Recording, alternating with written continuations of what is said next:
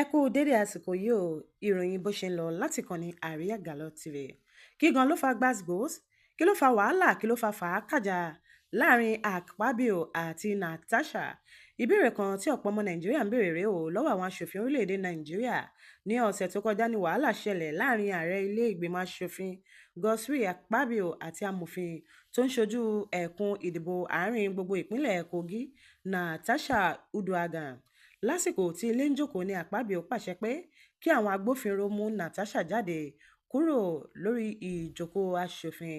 Gẹ́gẹ́ bí iléeṣẹ́ ìròyìn abẹ́lẹ̀ AIT ṣe ti ṣàlàyé o, wàhálà náà bẹ́ sílẹ̀ nígbà tí akápò ilé Mohammed Monguna sọ fún ilé pé aṣòfin Natasha Uduaghan kọ̀ láti lọ jókòó sí àyè tuntun tí wọ́n yàn fún un.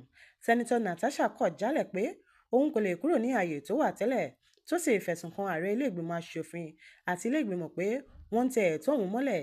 Èyí ló fà á tí Akpabio fi ní kí wọ́n gbé Natasha kúrò ní ilé aṣòfin. "N kò bẹ̀rù ẹ," Natasha sọ fún Akpabio. "Ṣe ohun tó bá fẹ́ ṣe, ṣùgbọ́n n ò ní kúrò ní àyè mi rárá o ò lè pa ohùn mi mọ́." Lẹ́yìn ọjọ́ náà ni Sẹ́nitọ́ Natasha gbé olórí ilé Godswill Akpabio àti Mfon Patrick lọ sí ilé ẹjọ́ fún ẹ̀sùn ìbanilórúkọjẹ́. Agbẹjọ́rò rẹ̀ Victor Ogiwa sọ pé Patrick kọ nǹkan sójú òpó Facebook rẹ̀ tó tàbùkù sí Sẹ́nitọ́ Natasha ní ọjọ́ 28 oṣù kejì. Ọ̀rọ̀ náà bá ibòmíràn yàn nígbà tí amòfin Natasha bọ́ sórí tẹlifíṣàn Arise tó sì fẹ̀sùn kan Akpabio pé ó fẹ́ bá òun ní àjọṣepọ̀ tí òun kò sì gbà láti ṣe bẹ́ẹ̀.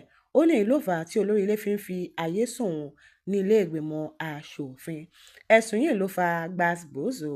Ẹ ṣé ẹ kú ìtẹ́tísí ìròyìn láti